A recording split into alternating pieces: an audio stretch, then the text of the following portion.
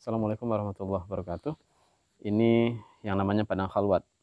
Disebut orang sekarang padang khalwat. Dulunya ini adalah padang petarakan. Petarakan itu bahasa Melayu lama, juga bahasa Jawa sebenarnya, yang bermaksud bertapa. Ini lokasi yang dijadikan oleh dalam catatan bab Abah M. Dardi Dehas adalah lokasi pertapaan atau petarakan dari Gusti Mursal atau Pangeran Adi Mangkurat atau Sultan Zainuddin II Tanjung Pura. Padang petarakan ini kemudian menjadi hutan kembali, tapi tetap dirawat sampai tahun 96 Bapak Astarlion dan Kiai Haji Nahrawi Syabik Melayu membuka kembali padang petarakan ini, dan kemudian kita kenal sebagai padang khalwat, yakni padang tempat orang berkhalwat atau menyepikan diri untuk mendekatkan diri kepada Allah Subhanahu wa taala. Saat ini padang khalwat sering didatangi oleh para peziarah yang sepaket dengan berziarah di makam-makam Kesultanan Matan yang ada di Desa Tanjung Pura. Sekian, nanti kita lanjutkan ke kuburan Syekh Maghribi dan kuburan Sultan Zainuddin dan kuburan Sultan Jamaluddin di Desa Tanjung Pura. Kita berada di depan gerbang pemakaman Sultan Matan yang ada di Desa Tanjung Pura.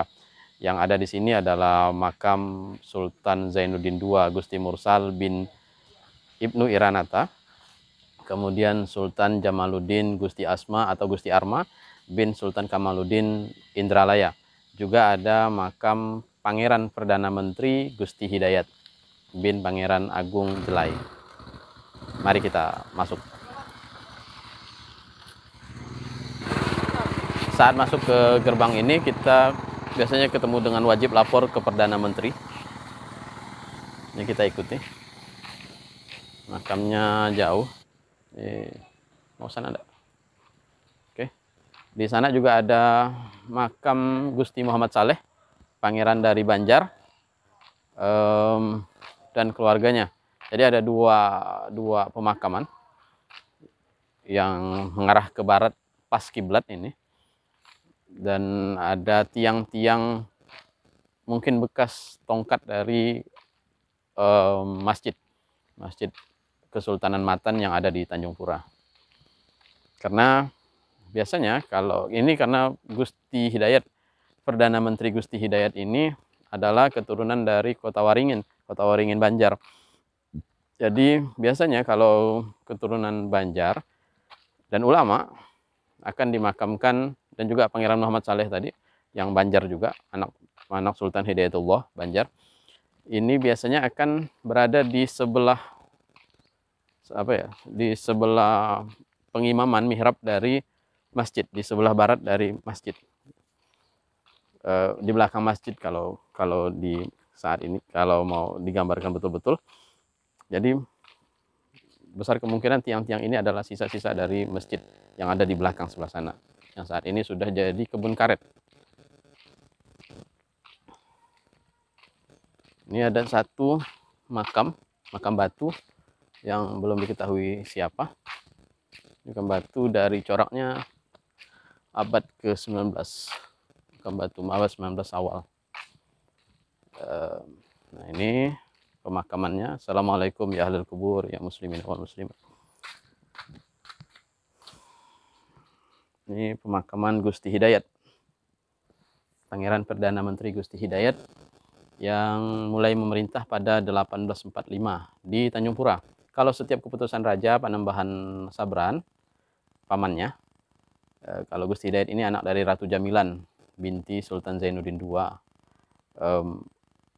Beliau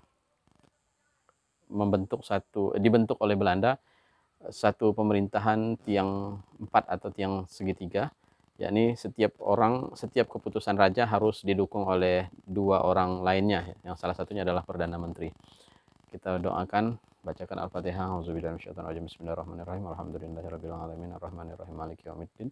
Iyyaka na'budu wa iyyaka nasta'in. Ihdinas siratal mustaqim siratal ladzina an'amta 'alaihim. Auzubillahi minasyaitonir rajim. Bismillahirrahmanirrahim. Alhamdulillah.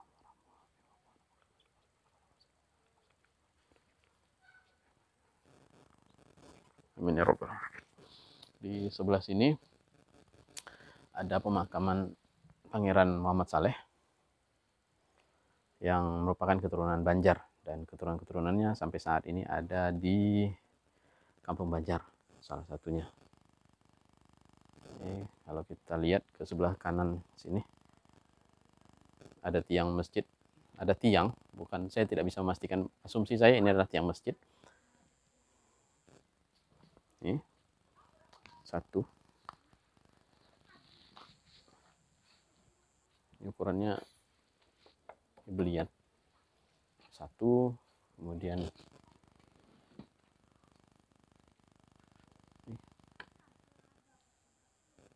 ini udah goyang, harus dirawat sebenarnya. Ini dua, lain mungkin sudah runtuh. Oke, kita lanjut ke makam Kesultanan Sultan Matan yang ada di Tanjung Pura. Perhatikan dulu.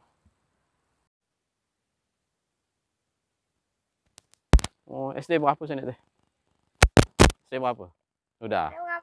Udah. SD berapa? Oh, SDN 05 Tanjung Pura. Siapa yang tahu tak siapa yang makam di sini, siapa? Ayo. Siapa ya? Kalau ini Senun? Yang di Senun? Yang di Baik Sidak kan? Dulu tu datukku. Datuk Oh, ada sian Datuk. Siapa nama Datuk teh? Datuk Umin. Datuk Umin. Di sian kami ada makam teh. Yang besar, yang ada rumahnya kan? Yang ada rumahnya? Heeh. Sama ndak teh. Gian ya? Tapi dah pulang. Yang enggak banyak di sini, yang rumah besar nih, yang ada kuburan yang besar nih. Yang di kuburan besar yang ada dia rajin datang orang. Aduh, aku tak ente betina no. Gian ya? Yang jaganya? Oh. Di sian tuh namanya Sultan Zainuddin II Gusti Iranata. Nanti kalau udah tahu baca kan? Nah, udah tahu baca nanti didatang di sian dilihat di sian tuh ada namanya Sultan Zainuddin II Gusti Mursal bin Ibnu Iranata. Ya? Oke? Oke. Tambah. Nah, bagi dua ya. Duitnya dipotong. Ini perlu untuk kita wariskan kepada anak-anak kita untuk tahu bahwa ada sejarah panjang di Kesultanan Matan yang terakhir berada di Desa Tanjung Pura ini. Nanti jangan sampai salah kira bahwa Kerajaan Tanjung Pura adanya di Desa Tanjung Pura, bukan. Yang ada Desa Tanjung Pura ini merupakan ibu kota terakhir dari Kesultanan Matan. Kerajaan Tanjung Pura ada, tapi sudah hilang pada abad ke-15 dan berganti jadi Sukadana dan Matan. Anak-anak kita perlu tahu, jangan sampai ya tulisan di depan itu kan masih raja-raja Tanjung Pura, sebenarnya raja-raja Sultan Matan ada dua orang tadi yang saya sebut, Sultan Matan yang ada di Desa Tanjung Pura. Begitu. Yuk, kita lanjut ke makam Sultan. Cukup deh. Perhatikan Pak. Sedang ada renovasi, pembangunan besar-besaran nampaknya. Ditinggikan atapnya, dibuat pagar. Ini mudah-mudahan jadi sarana juga. Oh, ada Ustaz Jema'i nih. Ustaz Jema'i. Temu guru nih. Assalamualaikum.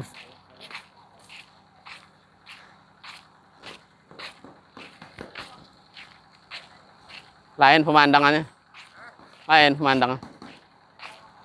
Ada kawan dari Banjar tuh. Oh, gini. Apa kabar? Alhamdulillah. Mudah-mudahan sehat semua. Alhamdulillah. Dari Banjar. Dari mana? Dari Pemakai. Dari berapa ya? Di Guru Bakit. Oh, Yang majelis yang besar sana. berjarah kami ya. Nah, Syekh itu dari Maroko. Dari Maroko. Biar dia Paham bahwa ikut memikirkan juga kan. Karena sampai betul. sekarang belum terungkap ini apa? Betul. Apa menakibnya? Dia Kalau kita mau haul kan minimal ada menakib. iya, paling ini kan tinggal tahunnya bahwa dia ini meninggal pada bulan Jumadil Awal tahun 1244 Hijriah. Meninggal ya. 1244. Nah, Jumadil Awal, hari Kamis Jumadil Awal 1244 Hijriah. Ada di nisannya. Dia tidak ada nama Aminullah, cuma ada Maghribi, Syekh Maghribi, kemudian 1244 itu angka biasa, mungkin karena ini udah pengaruh dari Roman enggak ya. Baru min hijratin al-maghribi min hijratin Nabi Muhammad sallallahu alaihi wasallam. Itu biasa mah. 1244 dari tahun hijrahnya Nabi Muhammad sallallahu alaihi wasallam. Wafat hari Khamis pakai hak biasa. Jumadil awal, bulan Jumadil awal. Baru doa baru ditulis lagi al-maghribi. Enggak ada tanggalnya, hari Kamis memang. Bisa dipalak nanti. Nah, Pak. Dia kalau hitungannya tuh bulan September ke November tahun 1828. Hitungan anaknya 1828. Nah, ini berarti dia setelah kita jatuh dari Belanda. Belanda kan nyerang kita bulan September. Nah, dia meninggalnya tuh sekitar bulan Oktober atau November. Dia meninggal. Ada 10 orang Arab zaman itu tuh di kita. Nah, enggak tahu dia ini masuk atau enggak, tapi nama imam kita tuh namanya Haji Muhammad. Nama imam waktu itu tuh yang kita sebut Imam Gedong. Imam Gedong ini kan Haji Muhammad. Nah, itu dicatat, ada catatannya. Kemana dulu dengan Syekh Maghribi? Yang ada catatan cuma dia, Syekh Maghribi tidak ada anaknya. Tapi kalau hitungan saya sih setara seumur. Dia imamnya, imam maharajanya, kemungkinan Syekh Maghribi ini datang dan jadi semacam mufti atau, tapi kalau dilihat dari mazhabnya tidak mungkin dia ngajar fikih. Iya. Dia tetap ngajar tuh yang Kayaknya ke arah ibadah. Arah ke tasawuf. Karena memang tidak dikenal. Orang itu yang dikenal itu biasanya fikih. Karena dicatat di dalam catatan Belanda, dalam catatan kerajaan itu selalu yang dikenal itu kan fikih. Mufti, qadhi, imam maharaja, imam gedong. Kalau ada kesempatan dibuat buku kecil, ada tolonglah. Iyalah. Siapa tahu buat acara, orang kan pasti tanya. Nah, paling enggak selembar. Ada. Beliau, kan? Ada di HP. Ada, Pak. Beliau ini pengungkap sejarah kerajaan. Oke. Sini. Foto ya? Ya.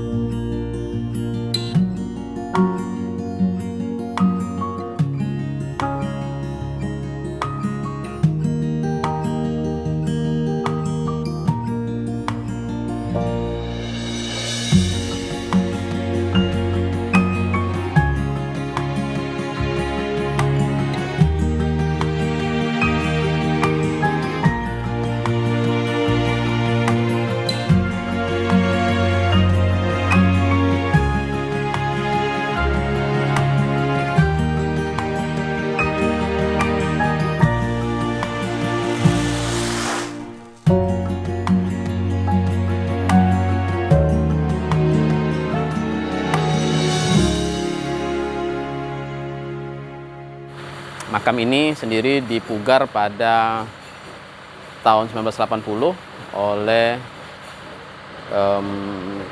Kodam Tanjung Pura, Pangdam 12 Tanjung Pura, ya, pada tanggal 10 bulan 7 tahun 1980 oleh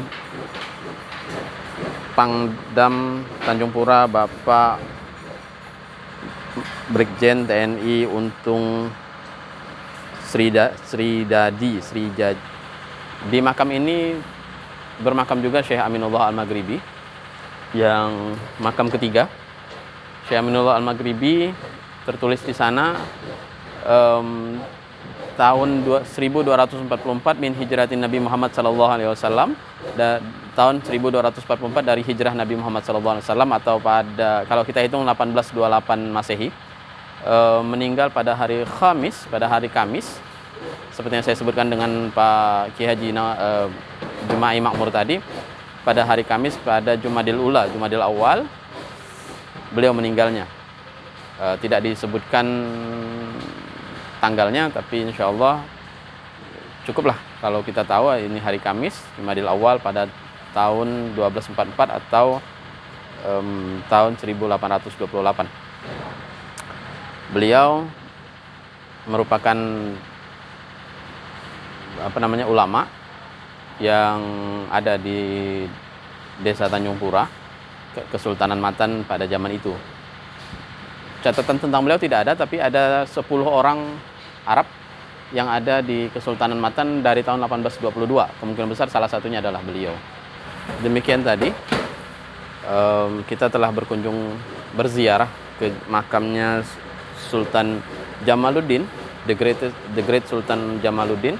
Kemudian berziarah juga ke Sultan Ratu Fatimah, kemudian berziarah juga ke Sultan Muhammad Zainuddin II, dan yang terakhir saya tadi uraikan tentang Syekh Maghribi yang meninggal pada tahun 1244 min hijrati Nabi Muhammad SAW, dari hijrahnya Nabi Muhammad SAW. Untuk mereka semua mari kita doakan, kita bacakan Al-Fatihah.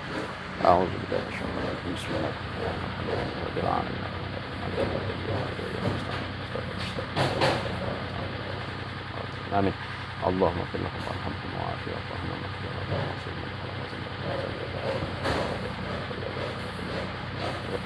La haula wala quwwata illa billah. Sekian sejarah kita di situs makam Tanjung Pura. Mudah-mudahan menjadi pelajaran dan kita mencoba untuk menggali terus sejarah bangsa kita, sejarah kampung halaman kita sendiri. Saya Agus Kurniawan dan di balik kamera ada Dewi Kurniati mengucapkan sampai jumpa, dan mudah-mudahan perjalanan ini perjalanan yang penuh berkah. Amin ya rabbal alamin. Assalamualaikum warahmatullahi wabarakatuh.